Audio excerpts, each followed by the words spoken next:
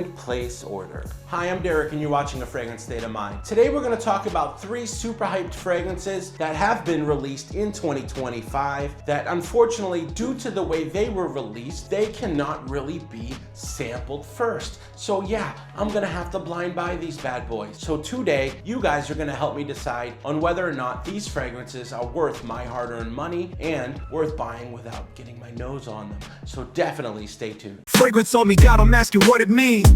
Confidence loud, but the scent stay refined. Always in the zone, got a fragrance state of mind. Anyway, as I said, my name is Derek and you are watching A Fragrance State of Mind. If you guys haven't been here before, thank you so much for clicking on this video. I am a fragrance content creator. I talk about fragrances all day, every day, and I'm so glad you're here. Definitely click that subscribe button if you haven't already so you can become a part of the fragrant few. So before we get into these 3 super hyped fragrances that I'm unfortunately gonna have to blind buy, let's hear a word from our sponsors. What I'd like to discuss for a moment is the Goodhue Boat Company Boat Club. Now there are 4 words that stand out to me when I think of the Goodhue Boat Club, and that is carefree, simplicity, flexibility, and freedom. This boat share program allows you unlimited access to all 5 Goodhue locations on Lake Winnipesaukee. Whether you want to cruise around the lake with your family or try out water sports, you can enjoy boating on the greatest lakes in New Hampshire, Maine, and Virginia. On top of that, the boat club gives you access to over 120 carefree boat club locations all over the world, with access to hundreds of boats. You get unlimited use, great availability, boats are fueled, cleaned, and ready to go anytime. You have access to a full dock staff at your disposal. You can boat literally year-round, anytime, anywhere in the US. We're talking luxury and specialty boats. You can book online or over the phone, even if it's last minute. And on top of that, all of these features are included. Like I said, there's over 100 locations in the US, Canada,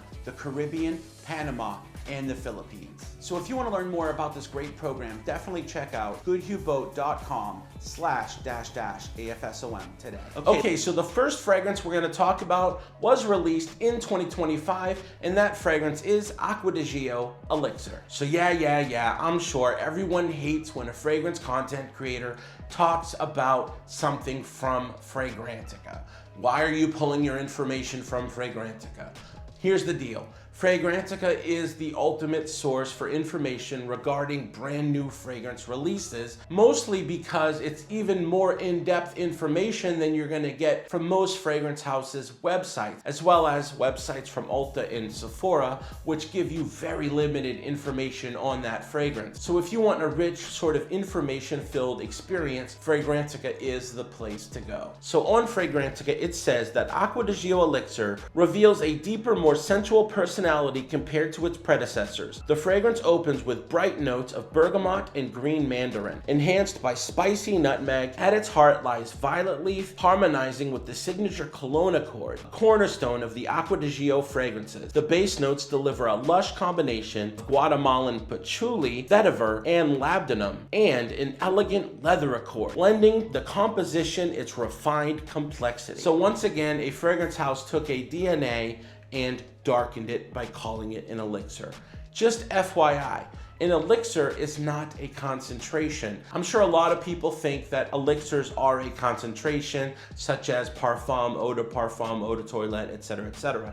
But it is not. It is simply a marketing term, and typically when a fragrance house creates an elixir style, that elixir is usually taking a known DNA and sort of darkening it a bit, and that's sort of what they did here by including the notes of patchouli, vetiver, labdanum, as well as leather. Now this was created by the perfumer Alberto Marias, which, by the way, Alberto Marias is the one that created the original Acqua di Gio all the way back in 1996, and subsequently he has created every flanker since, including this one. So that's pretty cool. I'm glad that, you know, the OG perfumer, unlike a certain house that rhymes with Dior, that that has hired a certain new perfumer to change a certain DNA of a certain fragrance, Dior Homme Parfum, that has sort of, I don't know, maybe messed things up a bit. Anyway, we're not going to talk about that. But what we are going to talk about is the interesting twist of adding patchouli, vetiver, labdanum, as well as leather accord,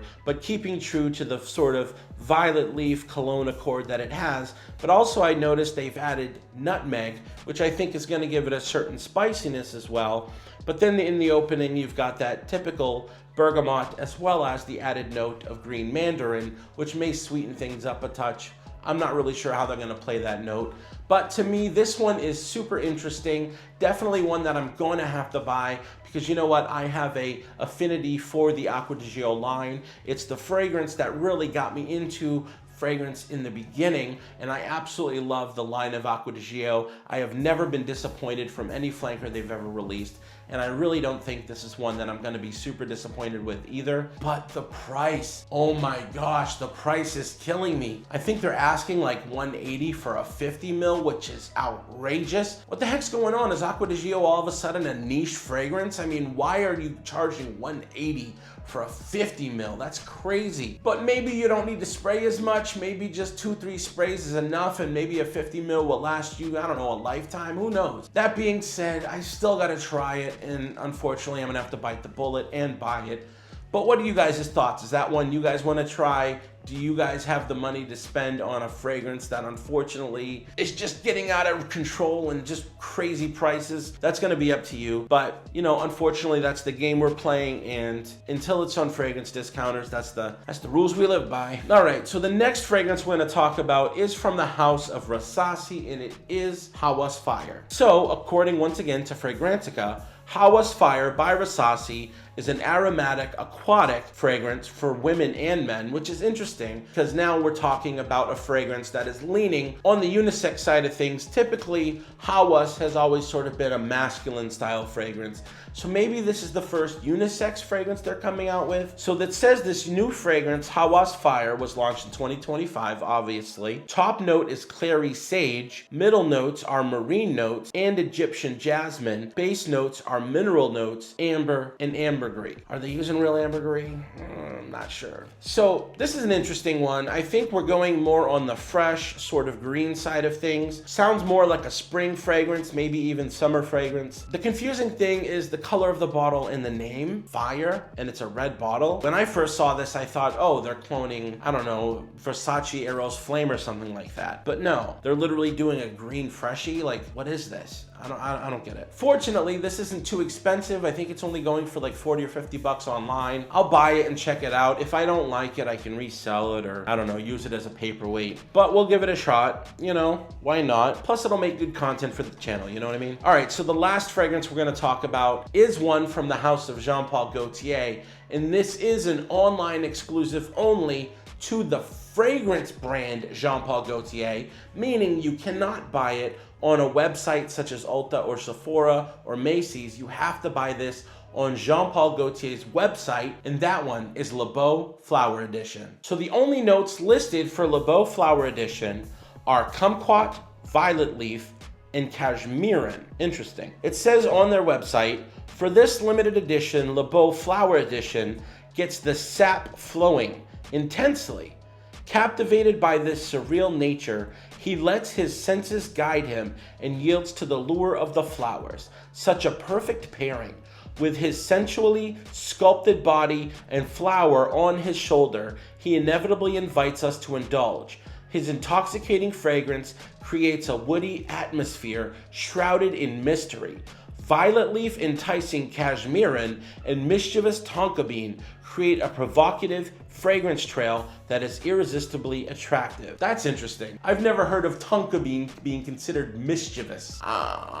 Marketing. It's fun, isn't it? So this is an interesting one. I think they're taking the Beau in more of a different vibe. Okay, I get the florals with the violet leaf, and maybe there's some other notes they're not mentioning here that are maybe on the floral side of things. But what's interesting to me is the cashmeran note that they're putting here as the base of this fragrance, which could lean kind of a couple ways. This could lean in a leathery kind of vibe, and this could lean in a slightly powdery, almost creamy vibe, if you know what I mean. So cashmeran can lean in sort of either direction, as well as might not even be super noticeable, but considering it's one of the 3 notes they're listing, I'm pretty sure it's gonna be a note that we can pick up. But I think the reason they use that cashmeran is because they wanted to keep in line with sort of the masculine vibe of this fragrance. Because the other notes used aren't super masculine, at least the ones they're talking about, which is that kumquat and the violet leaf. And even the tonka bean doesn't necessarily lean super masculine, but when you add that cashmeran,